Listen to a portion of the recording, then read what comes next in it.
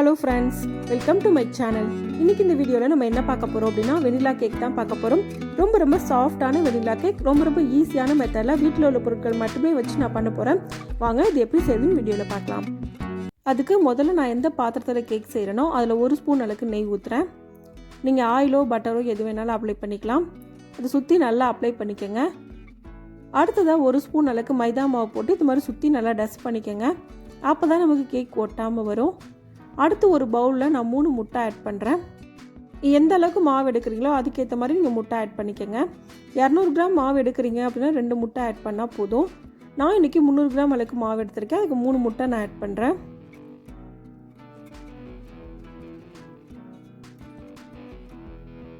முட்டையை ஆட் பண்ணதுக்கப்புறமா நல்லா பீட் பண்ணிக்கோங்க.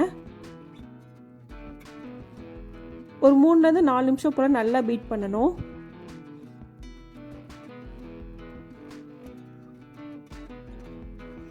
இப்போ நல்லா பீட் பண்ணியாச்சு. இந்த அளவுக்கு பீட் பண்ணால் போதும்.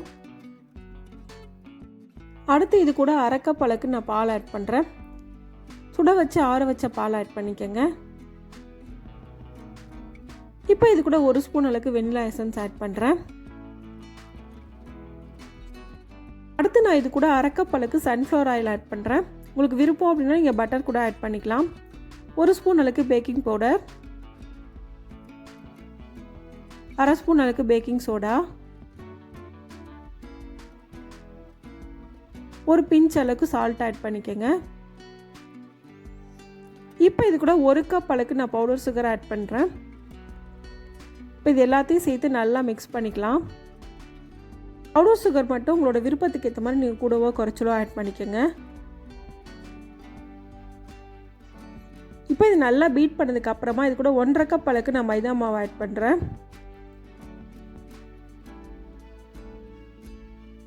இப்போ இது நல்லா மிக்ஸ் பண்ணிக்கலாம். கட்டி எதுவும் இல்லாமல் நல்லா கரையணும், அந்தளவுக்கு நல்லா மிக்ஸ் பண்ணிக்கோங்க. பீட் பண்ணணும்னு அவசியம் இல்லை, இந்த மாதிரி மிக்ஸ் பண்ணாலே போதும். இப்போ நல்லா மிக்ஸ் பண்ணியாச்சு.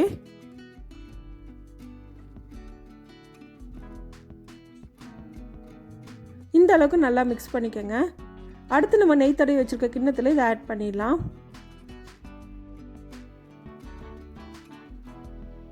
மாவு எல்லாமே ஆட் பண்ணதுக்கப்புறமா லைட்டாக இது மாதிரி தட்டி விட்டுக்கோங்க. அப்போ தான் எல்லா பக்கமும் ஈவனாக இருக்கும். இப்போ இது மேலே நான் பொடியாக நறுக்குன முந்திரி ஆட் பண்ணுறேன்.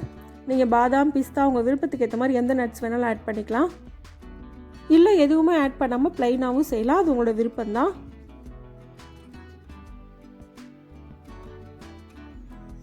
இப்போ அடுத்து நான் ஒரு குக்கர் எடுத்திருக்கேன். அதில் 1 கப் அளவுக்கு அடியில் சால்ட் ஆட் பண்ணியிருக்கேன். மேலே ஒரு ஸ்டாண்ட் வச்சுருக்கேன். இப்போ இதை ஒரு 10 நிமிஷம் போல் ஃப்ரீ ஹீட் பண்ணதுக்கு அப்புறமா நம்ம கேக் மிக்ஸை இதில் வச்சிடலாம். குக்கரோட கேஸ் கட்டை வெயிட்டை எடுத்துகிட்டு இது மாதிரி மூடி வச்சுருங்க. இது குக் ஆகிறதுக்கு 40லேருந்து 50 நிமிஷம் போல் ஆகும். லோ ஃப்ளேம்லேயோ இல்லை லோ ஃப்ளேமோட கொஞ்சம் அதிகமாக தான் வச்சு குக் பண்ணணும், ஹையில் வைக்கக்கூடாது. இப்போ 40 நிமிஷத்துக்கு அப்புறமா ஓப்பன் பண்ணி நான் குத்தி பார்க்குறேன். இன்னும் கொஞ்சம் குக் ஆகணும். அடியில் உங்களுக்கு மாவு ஒட்டுச்சு அப்படின்னா இன்னொரு 5 நிமிஷம் போல் குக் பண்ணிக்கோங்க. இப்போ நான் இன்னொரு 5 நிமிஷம் போல் குக் பண்ணிக்கிறேன். இப்போ 5 நிமிஷத்துக்கு அப்புறமா ஓப்பன் பண்ணியிருக்கேன். மறுபடியும் நம்ம அதே கரண்டியில் குத்தி பார்க்கலாம். கொஞ்சம் கூட மாவு ஒட்டவே இல்லை, நல்லா குக் ஆயிருச்சு. இந்த அளவுக்கு நல்லா குக் ஆனதுக்கு அப்புறமா இதை வெளியில் எடுத்துடலாம். வெளியே எடுத்ததுக்கப்புறமா நல்லா ஆற வச்சுருங்க. நல்லா ஆறினதுக்கப்புறமா ஒரு கத்தி வச்சு இந்த மாதிரி சுற்றி எடுத்து விட்டுருங்க. எடுத்துகிட்டு ஒரு பிளேட்டில் கவுத்தோம் அப்படின்னா நமக்கு ரொம்ப ஈஸியாக கேக் வெளியில் வந்துடும். இப்போ இந்த பீசஸாக கட் பண்ணிக்கலாம். இப்போ நமக்கு ரொம்ப சாஃப்டான வெனிலா கேக் ரெடி ஆயிடுச்சு. இந்த கேக்கை இதே மெத்தடில் நீங்களும் செஞ்சு பாருங்கள். இந்த வீடியோ உங்களுக்கு பிடிச்சிருந்தா லைக் பண்ணுங்கள், ஷேர் பண்ணுங்கள், கமெண்ட் பண்ணுங்கள். மறக்காமல் சேனலை சப்ஸ்கிரைப் பண்ணுங்கள்.